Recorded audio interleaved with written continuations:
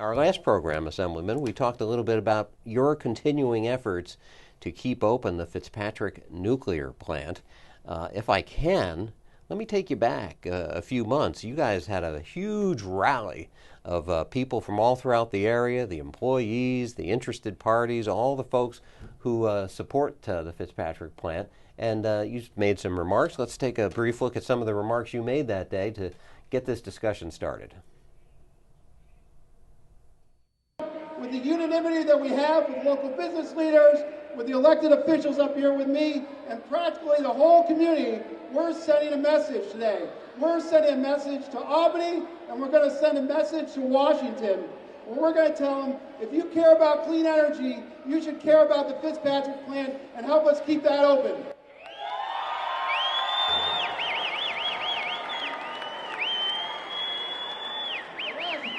Last thing I want to say, we also want to send a message to Entergy. I know the company knows this, but we also want to say this community supports the plant. Work with us to help us keep this plant open.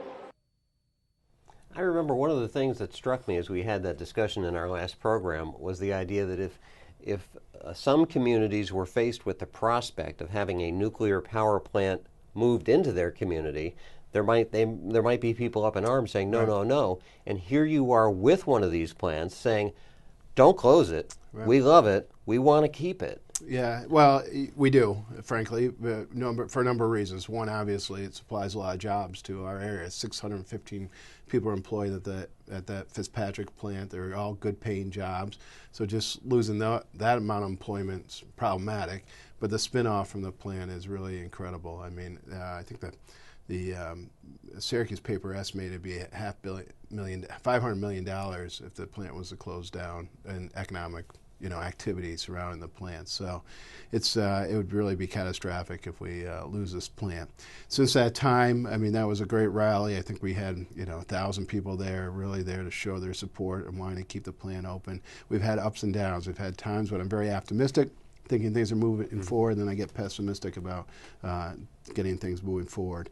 Currently, right now, we're working on legislation, circulating legislation that I think would go a long ways to help keep the plant open. One of them is a very simple piece of legislation to provide a one-time tax credit for 1 year to whoever the operator of the plant is, whether it's Entergy that currently owns it or another operator, of $60 million. That's to provide a bridge until we put policies in place in New York State that recognizes nuclear generation as important as it is for New York State's energy policy, because it goes 24/7.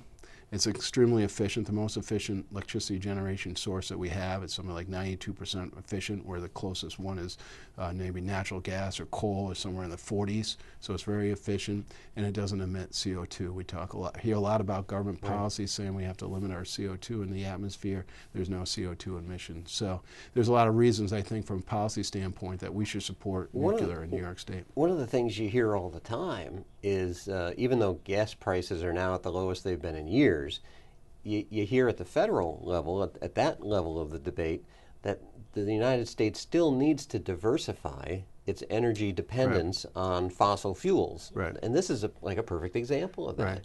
I think a lot of the environmentalists like to think that we can backfill everything in with wind and solar, and I don't think anybody really is against wind and solar necessarily, but realistically, it's not going to fill in for all the fossil fuels that we use in the U.S. And once you start closing down nuclear plants, this is going to put more of a burden on the current system that they're trying to shut down all the fossil fuels. So if you want to have electricity, you want to have reliable electricity, which we need, obviously, in New York State and our country, nuclear's got to be a part of that. And I think it makes a lot of sense, frankly, for us to support nuclear power in New York State through a short time, ability. This is not a long-term solution. Sometime natural gas prices are going to go back up again. The economics of nuclear are going to start making more sense, and the plant will run. But in the meantime, you can't just shut a nuclear plant down for a couple of years and then turn it back on. Once it's shut down permanently. So you say it's been a bit of a roller coaster ride since that rally last October. Where are you right now? Are you on the optimistic swing or down on the pessimistic side? Yeah, well, I don't. I'm an eternal optimist. Sometimes it's not as optimistic as I am at other times. So I'm still optimistic, but we still got a lot of work to do in order to keep it open. All right.